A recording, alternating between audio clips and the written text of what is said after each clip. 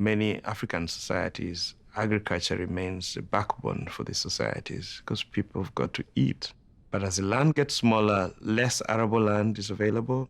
We need to figure out how to make this work.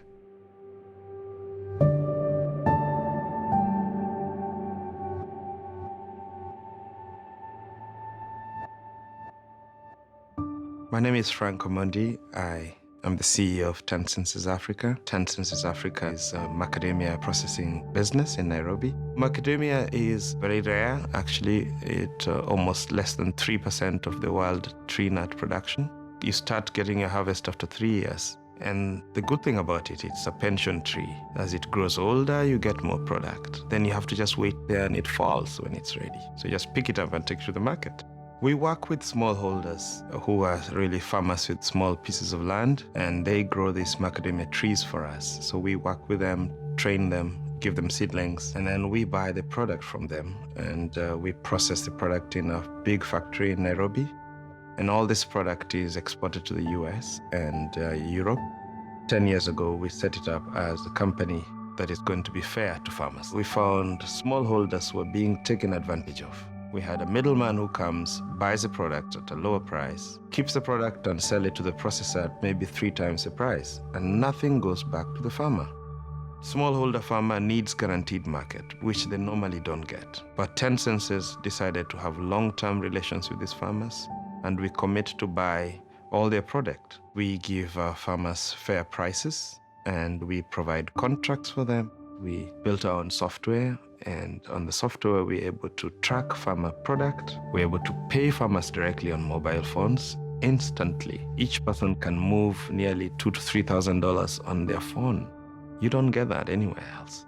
And we have traceability using the software. Our bags from the farms, they have a tag on it, and we can trace that product from the farm to the shelf. I got into this business at a point in my life when I was changing careers. I'd worked for government at that time for 3 years. And then I have this opportunity to work for a wildlife charity, which is a fancy job. At this point, 10 Census was available on offer. The company was nearly bankrupt. For some reason, we got in and decided to grow the business. It was a difficult journey. So it's been business all the way. And every time I look at business in a way that helps uplift more people. I have something because of 10 Census. My family are feeding through 10 Census. My children are learning from 10 Census. I'm a mother of 4. I think the future of Africa's food production lies in the hands of the smallholders. Our country has challenges with the climate today, and it's even becoming difficult to predict the rain. It's because we've cut most of our trees. And we feel having macadamia and cashew trees, seedlings, into the hands of farmers, we're not only helping these vulnerable farmers to get income, but also giving them climate change resiliency.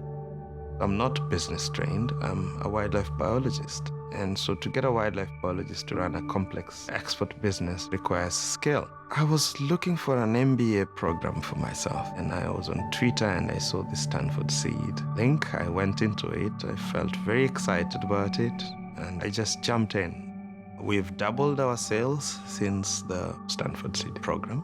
We've also been able to raise funds. We're just closing in 4 million now, which is exciting for us.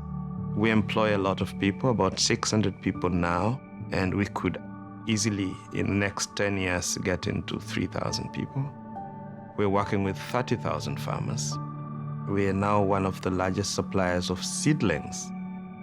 So we're looking at impacting 100,000 farmers directly in the next 10 years. I see Africa as a next frontier for producing food, producing export products from agriculture, providing employment, and as well as providing organic products.